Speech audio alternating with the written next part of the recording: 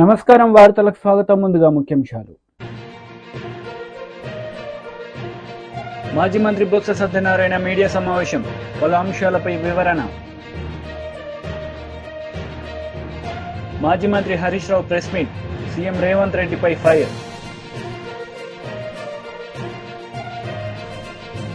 Botsa Satyanarayana media సమావేశం నిర్వహించారు. ఈ సందర్భంగా పలు అంశాలపై ఆయన మాట్లాడారు. ఆయనకి జీవితంలో వచ్చిన అలవాటు, నేను రోజున ఆయన మాట్లాడిన మాటలు చూస్తున్నా. ఆయన మాటలు తీసుకుంటే ప్రసాదంలో వాడే నెయ్యిలో కల్తీ జరిగింది, కానీ ఎక్కడ జరిగిందో నాకు తెలియదు, ఎలా జరిగిందో నాకు తెలియదు అని చెప్పిన మాట చూస్తే జాలి వేస్తుంది. నిజంగా మీరు ముఖ్యమంత్రి, ఈ రాష్ట్రాన్ని పరిపాలిస్తుంది మీరా ఇంకెవరైనా అని. నేను రోజున మా నాయకుడు జగన్మోహన్ రెడ్డి గారు సాక్షాత్తు ప్రత్యక్షంగా తిరుపతి వెళ్ళి వారిని దర్శించుకొని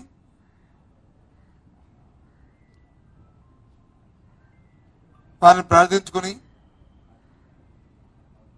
ప్రజల్ని చల్లగా చూడమని చెప్పి కోరడానికి వెళ్దామని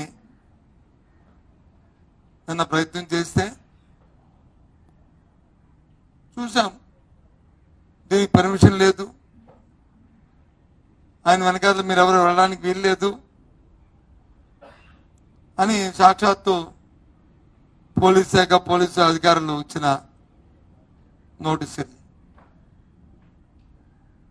మళ్ళీ ఆయన అంటాడు ఎవరు వద్దన్నారు, వెళ్ళొద్దన్నారు అంటారు. అంటే చట్టం పట్ల నీకు గౌరవం ఉందా లేదా?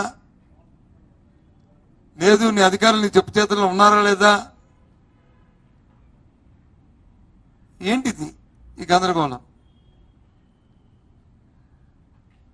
నేను రాష్ట్రంలో 3 దఫాలుగానే 15 సంవత్సరాల మంత్రిగా ఉన్నాను. ప్రభుత్వంలో వ్యక్తులు ప్రతి అంశాన్ని సున్నితంగా తీసుకుంటూ ఆలోచన చేస్తూ ప్రజలకు ఏ విధమైన ఇబ్బంది కలగకుండా చూసుకోవాల్సిన బాధ్యత ప్రభుత్వాల్లో ఉన్న నాయకులది, అలాగే ప్రతిపక్షాలు. ఆ నేపథ్యంలో ఒక మాజీ ముఖ్యమంత్రిగా జరుగుతున్న పరిణామాలని దేవుని క్షమాపణ కోరడానికి వెళ్ళి ఇగో ఇలాంటి పరిస్థితుల్లో జరుగుతున్నాయి కాబట్టి మీరు వచ్చి ఒక మంచి బుద్ధిని ప్రసాదించండి ప్రభుత్వం ఉన్న నాయకులని కోరడానికి వెళ్తున్న అలా మన నేపథ్యంలో ఆటంకాలు పెడుతూ లేనిపోయిన కొత్త విషయాలు తీసుకొస్తూ నిన్న జరిగిన గందరగోళం, 24 గంటల్లో జరిగిన గందరగోళం ఈ రాష్ట్ర ప్రధాని అందరూ కూడా చూస్తూనే ఉన్నారు.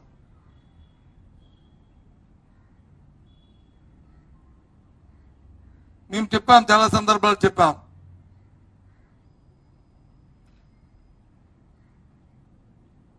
ఆ భగవంతుడికి ఇచ్చే నైవేద్యంలో ప్రసాదంలో, లడ్డూ ప్రసాదంలో కానీ నైవేద్యంలో కానీ వాడే పదార్థాల్లో ముఖ్యంగా నెయ్యిలో కల్తీ జరిగితే ఓ థర్డ్ పార్టీ ఎంక్వైరీ చేసి నిరూపించి ఎవరైతే ఆ కార్యక్రమం చేశారో వారిని శిక్షించండి.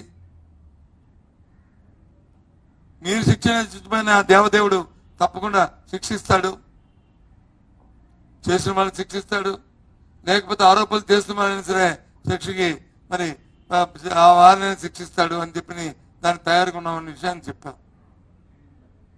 లే, తన మనుషులు వేసుకుని అతను ఆడిన అబద్ధాన్ని దాన్ని వచ్చి నిజం చేయడానికి ఆయన తాపత్రయపడుతున్న నేపథ్యాన్ని చూస్తే నిజంగా చెప్పాను, ఎంత జాలేస్తుంది, అందుకే జాలేస్తుందని చెప్పాను. ఏముంది, ఒక లేఖ ప్రభుత్వం తరఫున లేఖ రాయండి,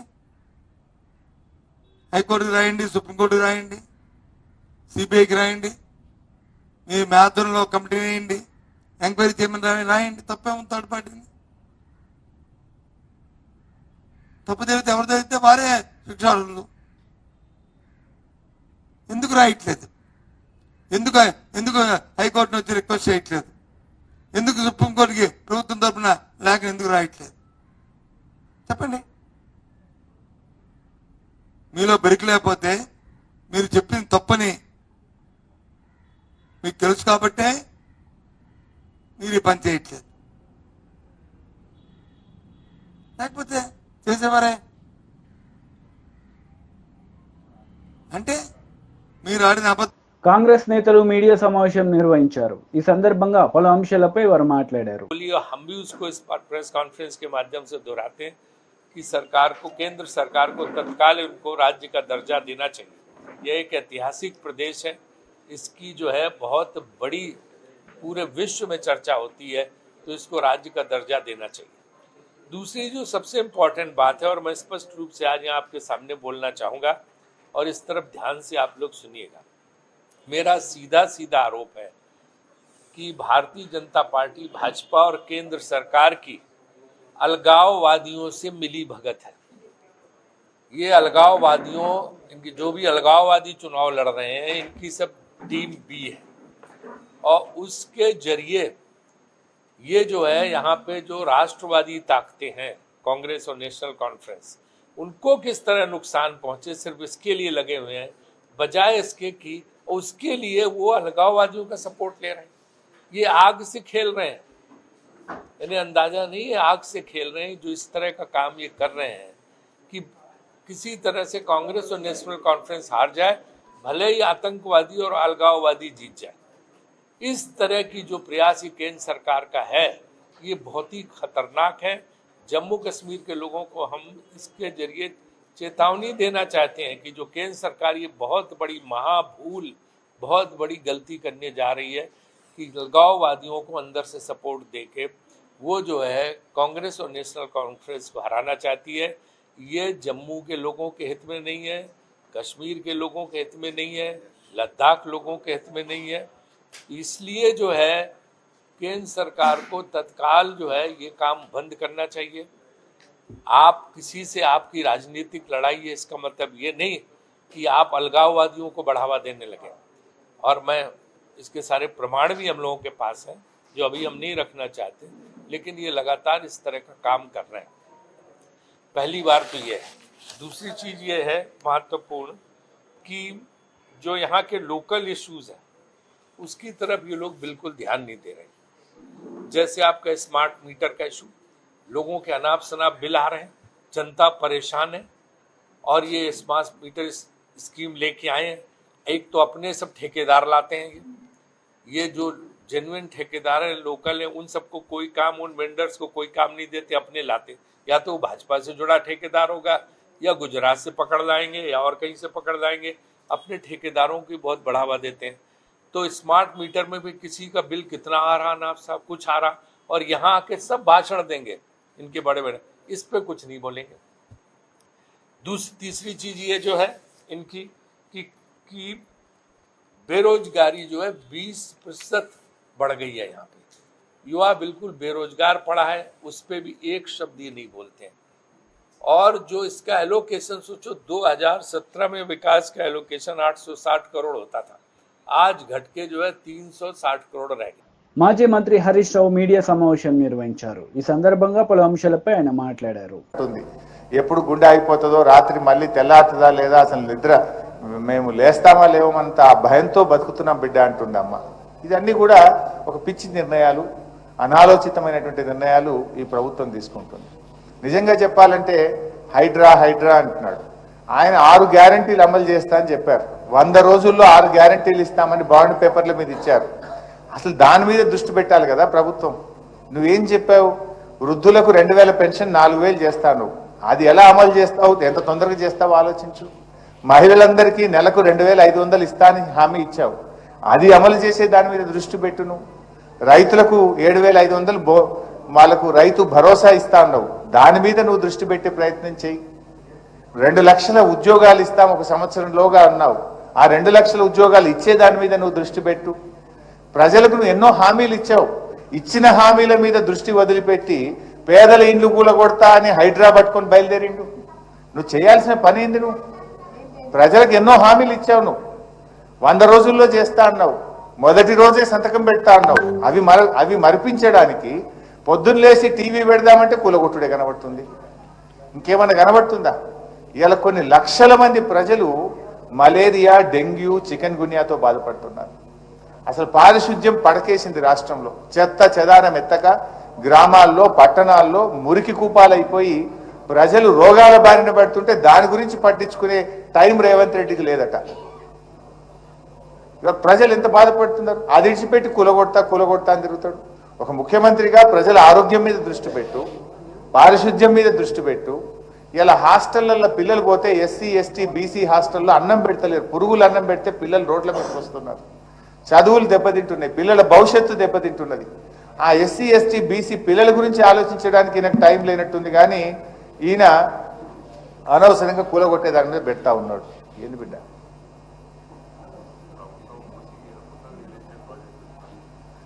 మా తమ్ముడు ఏమంటుండంటే పేదల ఇండ్లు కూలగొడతారట, కానీ ఈ మూసీ మీద పెద్ద పెద్ద రియల్ ఎస్టేట్ భవనాలకు పర్మిషన్లు ఇస్తారట. అంటే ఈ పేదలను కూలగొట్టుడు ఎందుకు? బడా బడా కంపెనీలకు నువ్వు ఇచ్చుడు ఎందుకు? అంటే పేదల ప్రాణాలు తీసి నువ్వు కంపెనీలు కడతావా? నువ్వు రియల్ ఎస్టేట్ వ్యాపారం చేస్తావా? This is all not correct. So డెఫినెట్గా మీకు 3 విషయాలు మేము మీకు హామీ ఇస్తా ఉన్నాం. మా లీగల్ సెల్ ఇప్పుడు నేను మైక్ ఇస్తాను, కళ్యాణ్ గారు ఫోన్ నంబర్ చెప్తారు. ఇక్కడ ఉంటారు రౌండ్ ద క్లాక్ 24 గంటలు. న్యాయవాదుల బృందం తెలంగాణ భవన్లో ఉంటుంది. మీకు ఎందుకంటే ఒక్కొక్కరిగా మీరు వెళ్ళి కేసులు వేయాలంటే వేయలేరు, మీకు అనుభవం తక్కువ ఉంటుంది. తప్పకుండా న్యాయపరంగా హైకోర్టు నుంచి రక్షణ కల్పించడానికి మా న్యాయవాదుల బృందం మీకు పూర్తిగా సహకరిస్తుంది. ఇక్కడే భవన్లోనే ఉంటారు. మీరు ఎవరైనా రావచ్చు, కలవచ్చు, మీరు పేపర్స్ ఇవ్వండి. మేమే మీ తరఫున న్యాయ పోరాటం చేసి మీకు రక్షణ కవచంగా మేము నిలబడతాం. 2, మా శాసనసభ్యుల బృందం కూడా మీ దగ్గరకు వస్తాం. ఇలా కేటీఆర్ గారికి జ్వరం ఉంది బాగా, బట్ మా ఎమ్మెల్యేస్ టీం కూడా మీ దగ్గరకు వస్తాం. వచ్చి విజిట్ చేసి మీకు భరోసా కల్పించి ప్రభుత్వం మీద ఒత్తిడి పెంచేటువంటి ప్రయత్నం కూడా చేస్తాం. 3వది, ప్రభుత్వం కూడా ఇలాంటి నిర్ణయం కొన్ని వేలు, 1 ఇల్లు 2 ఇల్లు కాదు, వాళ్లకు. టీడీపీ లీడర్ మీడియా సమావేశం నిర్వహించారు. ఈ సందర్భంగా పలు అంశాలపై ఆయన మాట్లాడారు. ఒకవైపు వరదలు వచ్చి ప్రాణాలు పోయినా దాన్ని కూడా వరదలను నిరంతరం 10 రోజులుగా నిద్రాహారాలు మానేసి వరదలను సమర్థవంతంగా ఎదుర్కొని ప్రజల మాన ప్రాణాలను కాపాడి వాళ్ళకు కూడా ఒకవైపు కాంపెన్సేషన్ ఇస్తూ ఉంటే, శ్రీశైలంలో వచ్చిన ప్రతి నీటి చుక్కను కూడా ఒడిసి పట్టి కాపాడాలని చెప్పి ఈరోజు కడప జిల్లాలో ఉన్న, రాయలసీమలో ఉన్న రిజర్వాయర్లన్నీ కూడా నింపిన ఘనత చంద్రబాబు నాయుడు గారిది. కడప జిల్లా విషయానికి వస్తే ఒక గండికోట ప్రాజెక్ట్ అయితే ఏమి, పులివెందల్లో ఉన్న పైడిపాలెం రిజర్వాయర్, చిత్రావతి రిజర్వాయర్లలో కూడా పూర్తి సామర్థ్యంతో నీళ్లు నింపిన పరిస్థితి.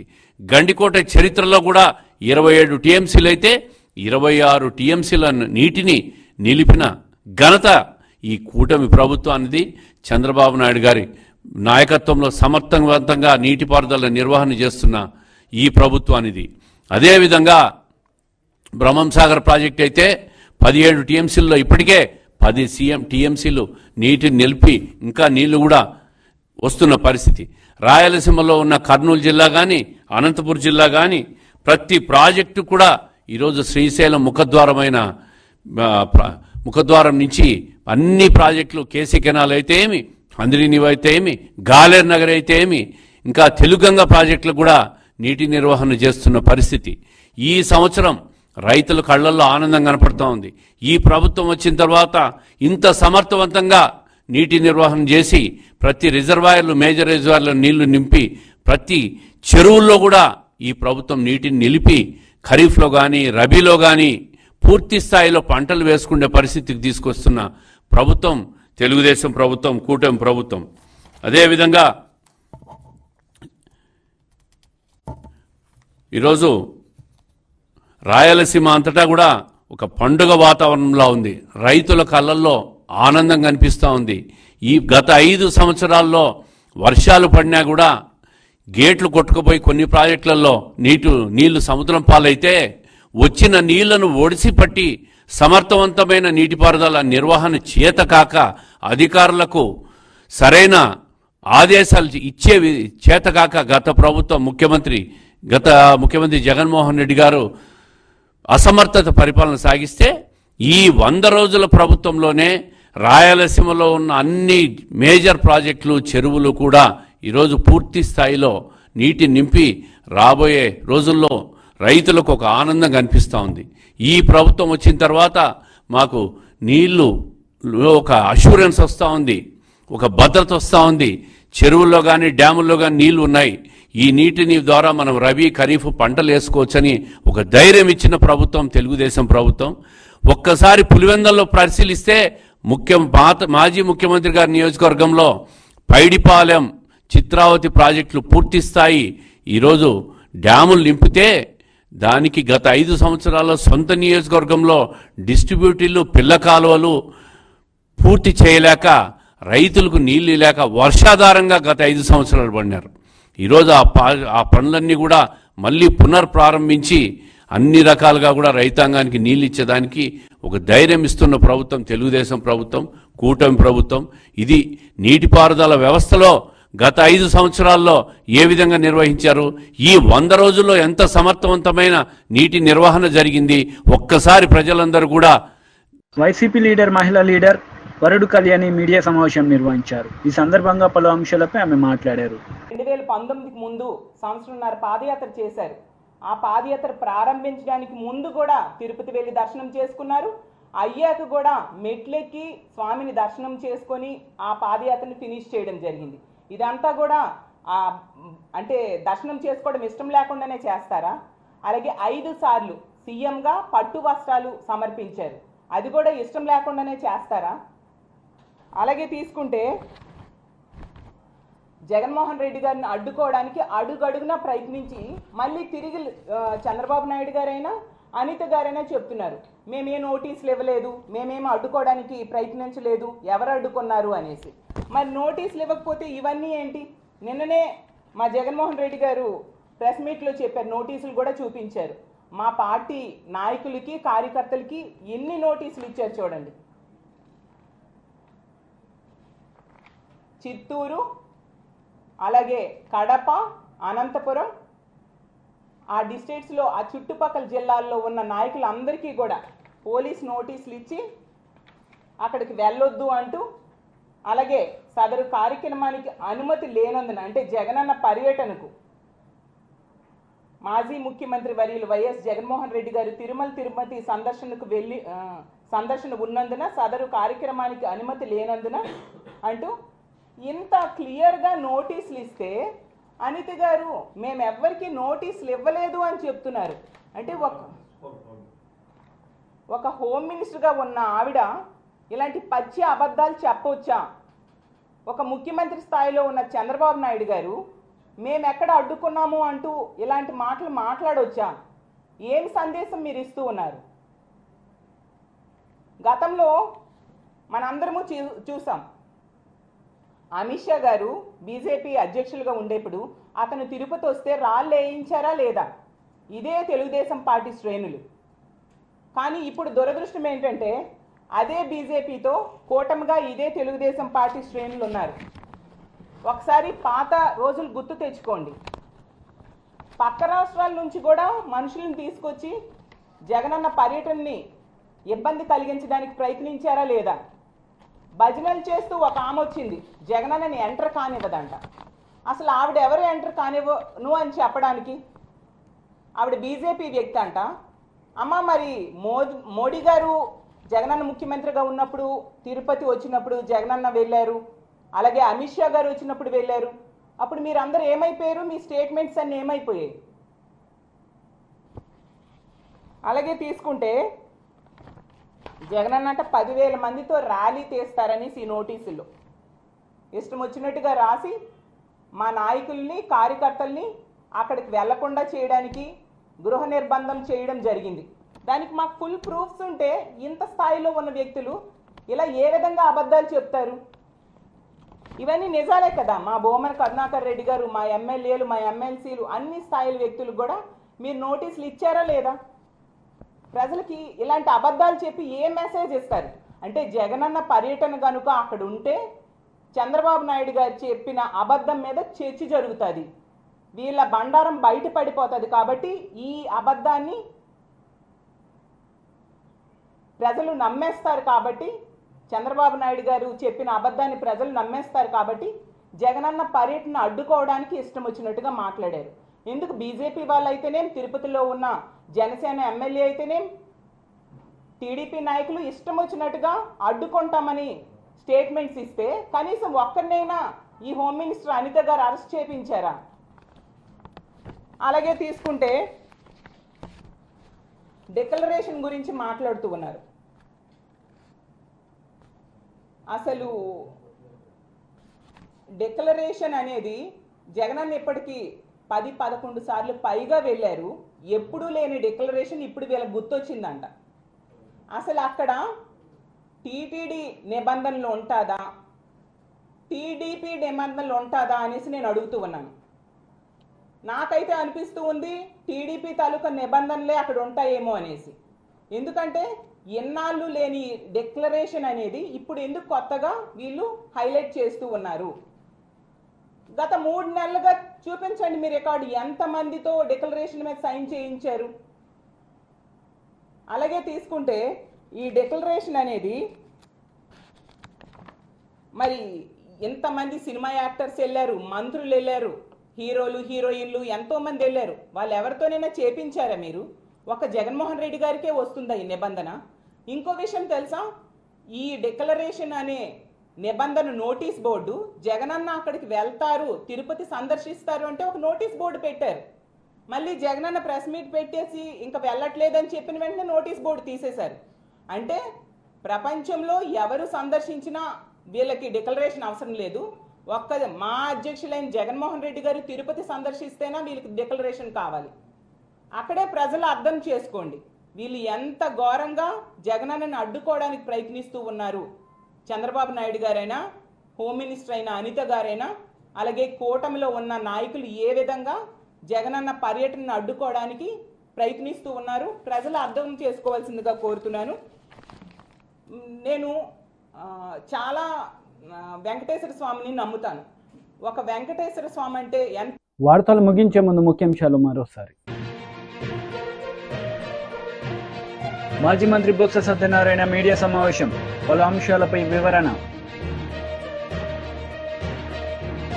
మాజీ మంత్రి Harish Rao press meet, CM Revanth రెడ్డిపై ఫైర్.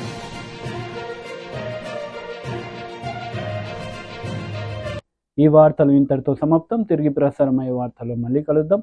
అంతవరకు సెలవు. నమస్తే.